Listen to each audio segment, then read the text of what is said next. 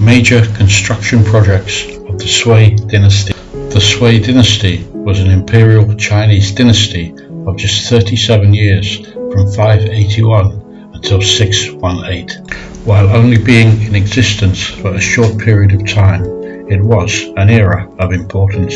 Firstly, for re-unifying China, as the division of the northern and southern dynasties were brought to a close, bringing an end to political division since the War of the Eight Princes.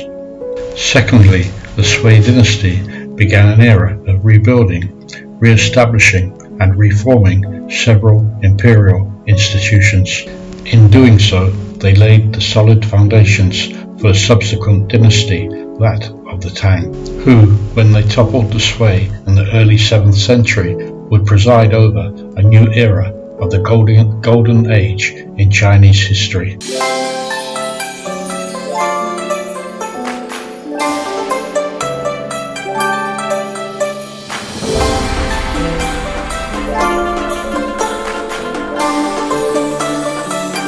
The Sui Dynasty was founded by Yang Jian, who became Emperor Wen.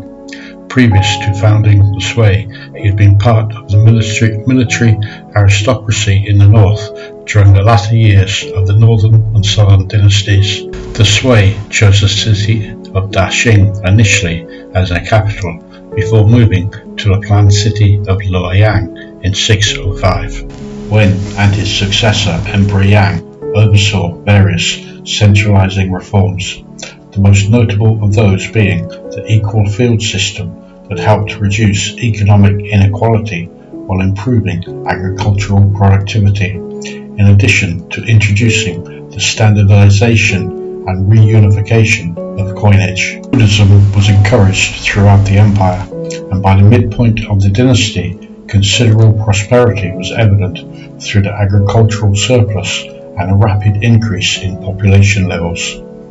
Construction projects. The Sui initiated many enormous construction projects, among them the Grand Canal, the extension of the Great Wall, and the reconstruction of their new capital at Luoyang. The canal linked Luoyang with the city of Chang'an to the west, as well as the agricultural heartland of what is now Yangzhou in Jiangsu province and Yuhang, now Hangzhou, in Zhejiang province, together with the northern frontiers of what is today Beijing.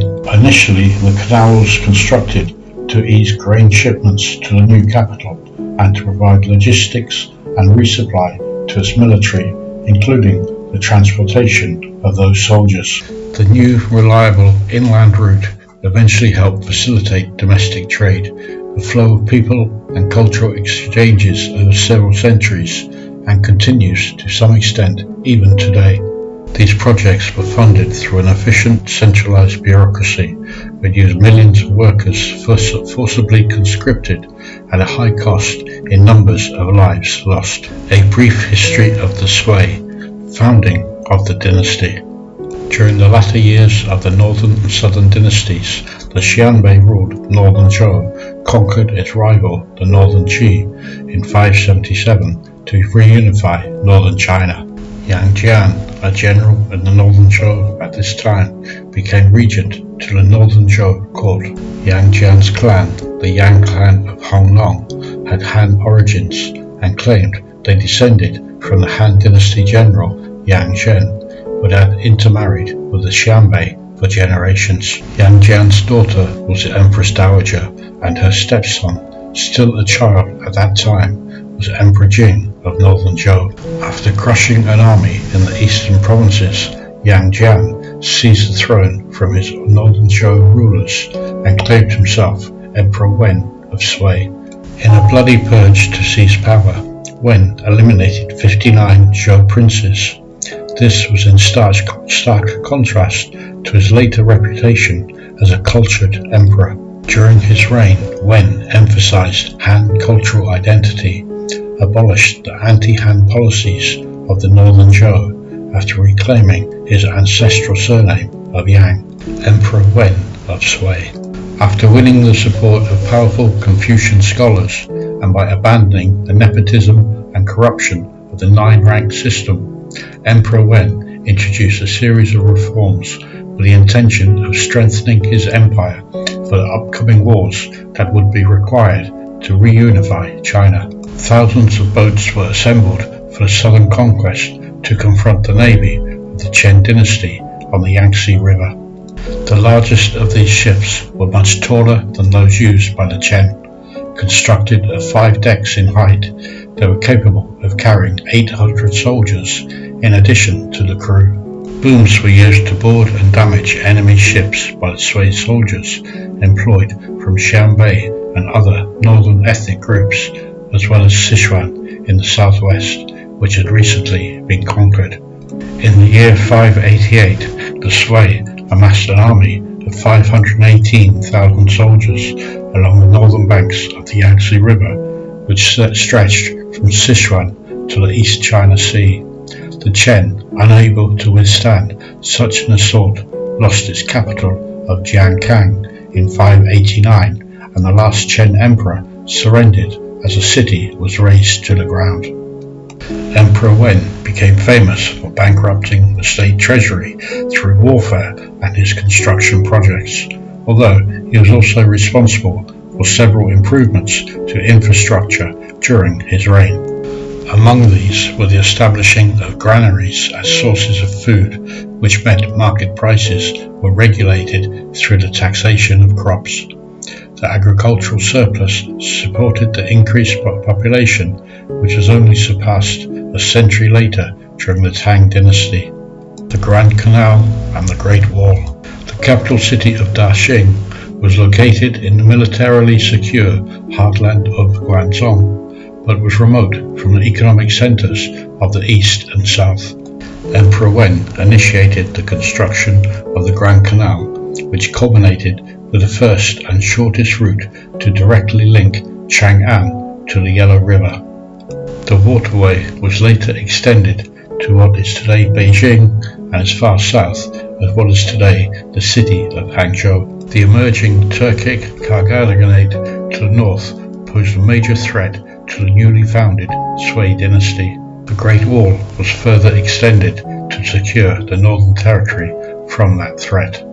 In Emperor Wen's later years, the first war with Goguryeo ended in defeat. Emperor Yang and the reconquest of Vietnam. Emperor Yang of Sui ascended the throne after the death of his father in the year 604, further extending the empire, but unlike his father, he did not seek the support of the nomadic tribes to the north. Yang restored Confucian education and the Confucian examination system for bureaucrats. These measures lost him the support of the northern tribes, as did expensive construction projects and involvement in several costly wars. A combination of his policies, invasions into China by Turkic nomads, and his increasingly decadent lifestyle at the expense of the peasantry lost him public support, and he was eventually assassinated by his own ministers. Both Emperor Yang and his father Wen sent military expeditions into Vietnam. At that time, Annam, in today's northern Vietnam, had been a part of Chinese Empire for over 600 years, including during the Han Dynasty of 202 BC through to 220 AD. However, the Kingdom of Champa in central Vietnam was a region of fierce competition to Chinese influence. The Hanoi area was easily retaken by the Sui in 602, having been under Chinese control during the Han and Jin dynasties. A few years later, under Emperor Yang, the Sui pushed further south, where they were attacked by Vietnamese on war elephants. The Sui army dug pits to trap the elephants, feigned a retreat, then launched a counterattack, causing the elephants to turn and trample their own soldiers. Although militarily the Sui were victorious, many succumbed to tropical diseases, having no immunity coming from northern China. War with Goguryeo. The Sui led a series of expeditions to invade Goguryeo, one of the 3 kingdoms of Korea. So many soldiers were conscripted for these campaigns that historical texts claim it took 30 days for all the armies to exit the rallying point near Shanhuiguan before invading Goguryeo. The army was said to include 3,000 warships, 1.15 million infantry, 50,000 cavalry, 5,000 artillery, and more. The army extended over a distance of 1,000 li, about 410 kilometers or 250 miles, as it progressed across rivers, mountains, and hills. Each of the 4 expeditions ended in failure at substantial cost financially that saw a deficit in manpower that the Sui was unable to recover from. Eventual collapse of the Sui. Among the major construction projects undertaken by the Sui was further defensive work on the Great Wall, but this project, along with others, strained the economy as well as angered the workforce employed on such massive activities. During the latter years of the Sui Dynasty, the rebellions that arose took many able-bodied men from rural farms, which in turn damaged the until then prosperous agricultural base and subsequently the economy. To avoid being called up for military service, men would deliberately break limbs. Later, after the fall of the Sui, Emperor Taizong of the Tang attempted to eradicate this practice by offering stiff punishments for anyone found to deliberately harm themselves. In addition to the Great Wall, projects such as the Grand Canal took enormous numbers of conscripted labour to further reduce the available economy. The eventual fall of the Sui was a combination of mega projects taking its toll on the available workforce, as well as failed military campaigns in the Korean kingdom of Goguryeo. Combination of expensive building projects in addition to the military campaigns left the economy in ruins as rebels took control of the government. The assassination of Emperor Yang in 618 by his Yuan clan advisors led to further uprisings as others tried to take control. Aristocrat Li Yuan eventually ascended to the throne to become Emperor Gaozu of Tang. Conclusion. The Sui dynasty is often compared historically to the earlier Qin dynasty. Both unified China after a prolonged period of division. Both undertook wide-ranging reforms and undertook construction projects in an attempt to help unify the nation. Yet both collapsed after a brief period of success while leaving behind long-lasting legacies. That is all for this video. If you've enjoyed watching and it has shown you a little detail of life here in China, then your subscribing to my channel would mean a lot to me. Thank you for watching. Make sure you click on the link to the next video, and until the next time, goodbye for now.